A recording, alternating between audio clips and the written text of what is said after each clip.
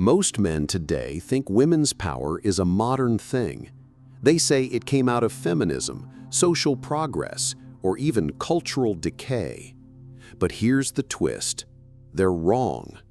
Plato, more than 2,000 years ago, uncovered a truth about female power that still shakes the ground beneath us.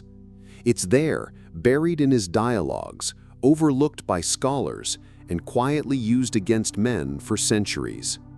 Inside the Republic, Symposium, and Laws are patterns of behavior, psychological insights, and warnings that match exactly what we see today. The moment you start to see these patterns, you stop moving like a pawn on the board and begin making moves with intention. We've been lied to, and not in a small way, not subtly. The lie was systematic. That lie says women's power is new, that for most of history, men ruled without challenge until suffragettes or hashtags shifted the balance.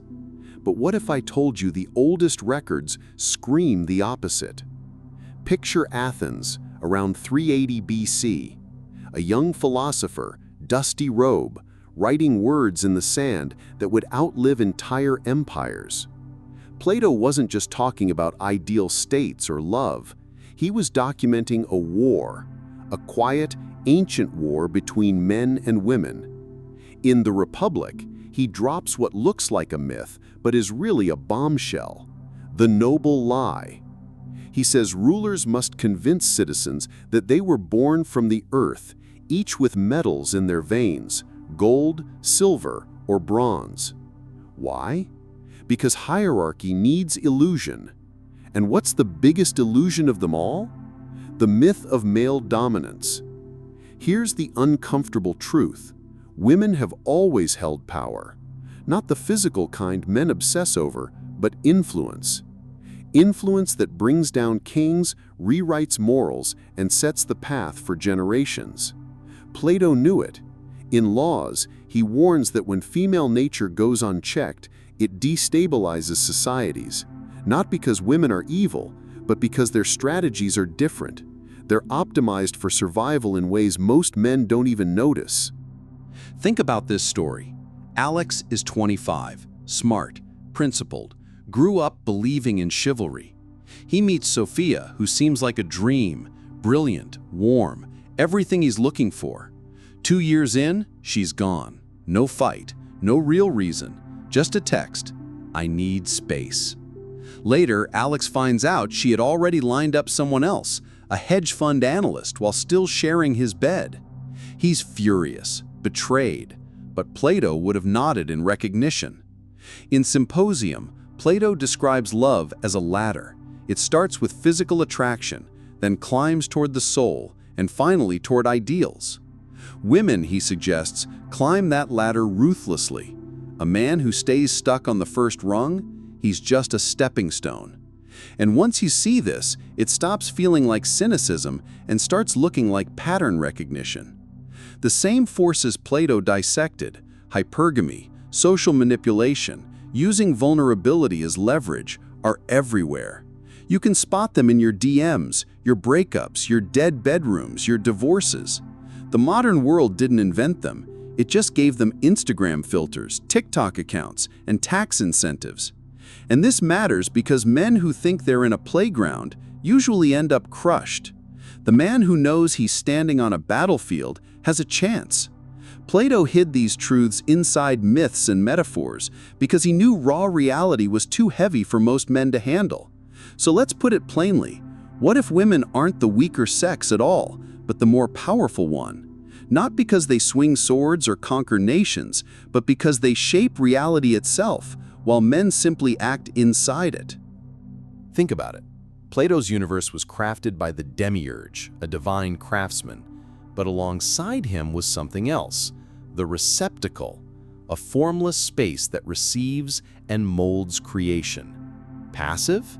No. Essential. Without it, nothing exists. Plato whispers, this is the feminine principle, the unseen force that shapes the world while men believe they're the rulers. And history proves it over and over. A man destroys himself for a woman's smile. A CEO works 80-hour weeks just to buy diamonds for her. A soldier bleeds out on a battlefield because she's waiting back home. An artist starves for his muse. So ask yourself, who has the power? The one who acts, or the one who inspires the action? For Plato, this wasn't just social commentary, it was cosmic law. Women are the receptacle of male energy, the architects of civilization hiding in plain sight. But here's where it gets even darker. In The Republic, Plato talks about the guardian class, the warriors who keep order. He admits their biggest threat isn't foreign armies, it's women. Why? Because women hold the one thing even warriors kneel to: legacy. A man can conquer continents, but if his wife whispers another man's name into his son's ear, his empire crumbles from the inside. And history doesn't remember the strongest, it remembers the heirs. Look at Sparta, often praised as the ultimate red pill society. Boys were taken from their mothers at age 7 to become fighters. But while men were molded into soldiers, women controlled the city. They owned land, they dictated marriages, they even decided which newborns lived or died. When a Spartan mother handed her son his shield, she didn't say, "Come back with it." She said, "Come back on it." Victory or death, her terms, not his. Fast forward to today. A woman doesn't need a sword to wield that kind of influence. She only needs to say, "I'm not sure I want kids." Watch how quickly a man rearranges his entire life to change her mind. She doesn't demand, she selects. And in that act of choosing, she decides the future. This isn't about misogyny, it's mechanics. The feminine is the canvas, the masculine is the brush. But who decides which painting ends up in the gallery? So where does this leave you? Helpless? No. Aware. Because once a man understands the real dynamics, he can finally stop playing blind. Deep down, you felt it before.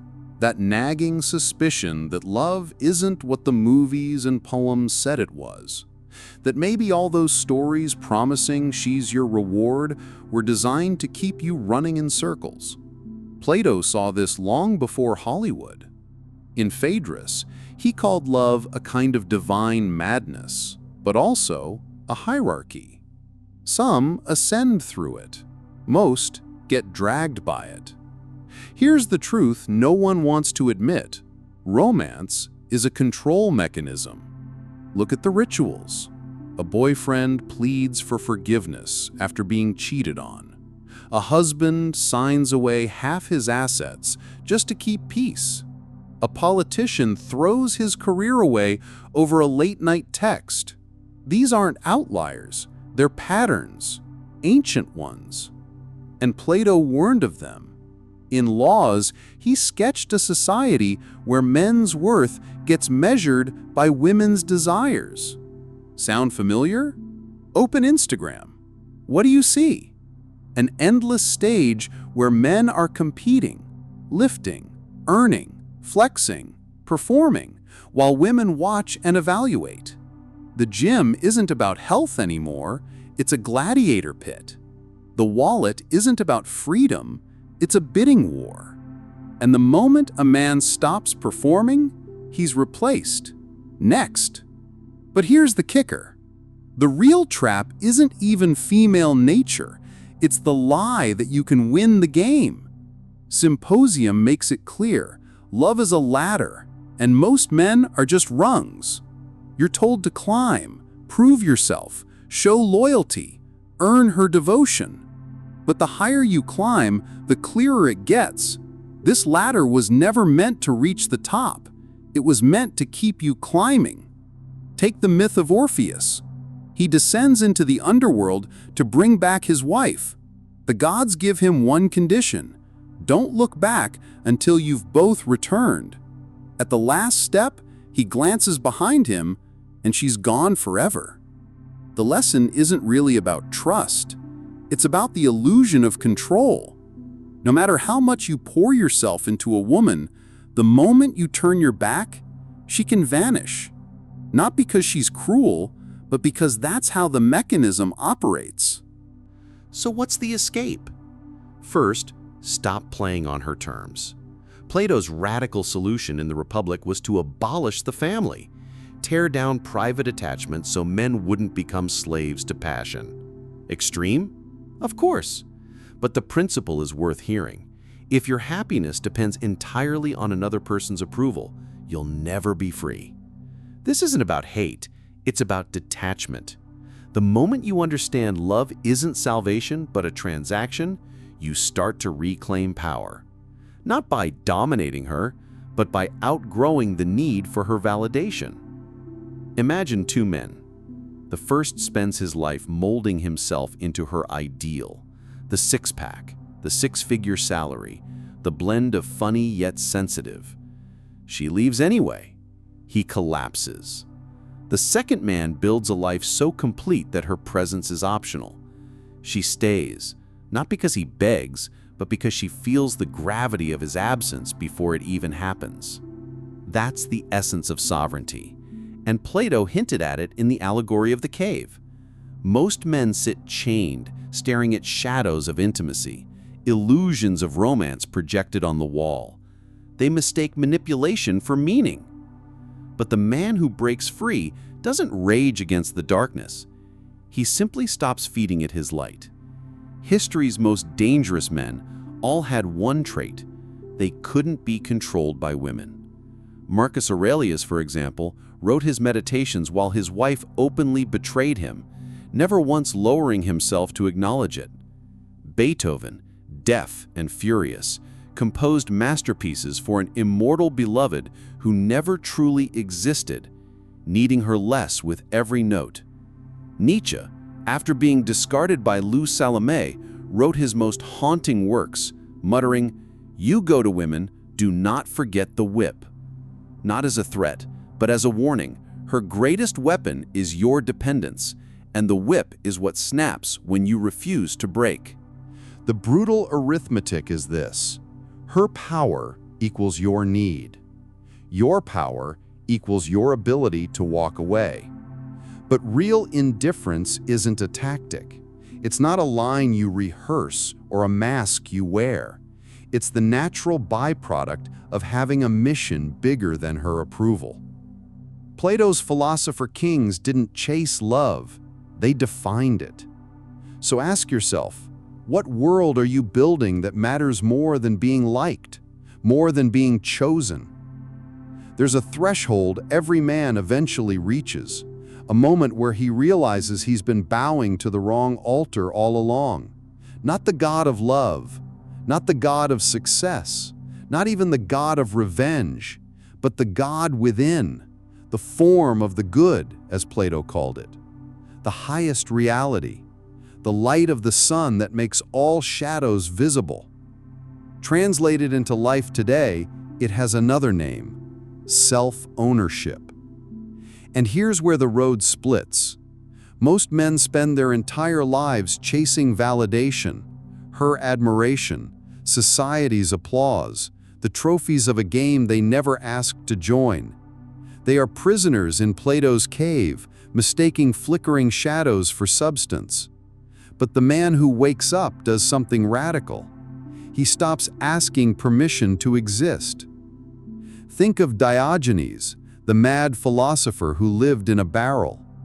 When Alexander the Great offered him anything, Diogenes simply said, "Step aside, you're blocking my sunlight." When a courtesan mocked his poverty, he laughed. "I own nothing. You're owned by everything." That's power. Not control over others, but control over yourself. Plato's Republic wasn't just about politics, it was about inner order. The warning was clear: a man ruled by his passions is a tyrant in chains. So how does this translate into your life? What does it actually look like to live with that kind of sovereignty Plato hinted at? First, your purpose is non-negotiable. A woman can complement your mission, but she cannot be your mission. The moment she becomes the prize, you've already lost. Second, your silence is your sword. The less you beg for approval, the more powerful your presence becomes. Words are for the uncertain. Action is the language of kings. Third, your walk-away power is sacred, not as some dramatic threat, but as a quiet truth. She must feel, not just hear, that your presence is a choice, not a need. That kind of strength doesn't come from posturing. It comes from genuine independence. And that's the unsettling truth Plato uncovered. Women don't fear love. They fear the man who doesn't need theirs. So here's the real question. Will you keep begging for a seat at her table? Or will you build a kingdom so complete that she asks for yours? The final lesson is this: no great man was ever destroyed by a woman, only by his own illusions. Plato's student Aristotle understood what so many modern men forget. Virtue isn't the absence of desire, it's the mastery of it. You were never meant to conquer women. You were meant to conquer yourself. This is the culmination of everything we've been talking about. It's not about rage. It's not about despair. It's something far more dangerous to a system built on manipulation. Philosophical clarity. Think of Odysseus, tied to the mast as the siren sang. The weak think that story is about resisting temptation. The wise know it's about preparing for it. Odysseus didn't gamble on his willpower. He engineered his freedom in advance. And that's exactly what you must do. The ultimate power isn't indifference. It's not domination either. It's redefinition. Sex isn't validation. It's biology. Love isn't salvation. It's a temporary alignment. Your worth isn't her decision. It's your creation. Plato's philosopher kings didn't rule because they craved power. They ruled because they transcended the need for it. That's the real aim: to build something inside yourself so complete that nothing outside can enslave you. And yes, there will be tests. There will be moments when you see weaker men rewarded for obedience, when you feel the old hunger for approval gnawing like a phantom limb, when the world screams that you're wrong for refusing to kneel. But that's when you remember, you're not rejecting love. You're outgrowing its counterfeit. The path forward is simple, but it isn't easy. 1. Build so relentlessly that your presence itself becomes a privilege. 2. Sharpen your discernment until toxicity avoids you because it knows you're its predator. 3. Love only from overflow, never from lack. The tragedy of most men isn't that they lose, it's that they never realize they were playing the wrong game. But now you know better, and that means the choice is, as it always was, yours. Because the truth Plato left behind echoes louder now than ever. Women don't truly rule by force. They rule through the illusions men accept. The man who breaks those illusions, the man who sees love for what it really is, becomes untouchable. He is no longer a rung on the ladder. He is the man who built the ladder, climbed off it, and walked away. So when you strip everything else back, the stories, the myths, the rituals, the heartbreaks, it all comes down to one question. Will you keep living in the cave, staring at shadows, mistaking manipulation for meaning? Or will you walk into the sunlight, owning yourself, and finally see reality as it is? That choice, that awakening, is the point where you stop being a pawn in someone else's game. That's the moment you become sovereign. And sovereignty isn't about women. It isn't about power. It isn't even about freedom. It's about something deeper, something Plato hinted at every time he spoke of the form of the good. It's about becoming a man who no longer waits for permission to exist. Because when you reach that place, when your life is your own, Then and only then does everything else fall into order. That's not just philosophy, that's survival. That's power.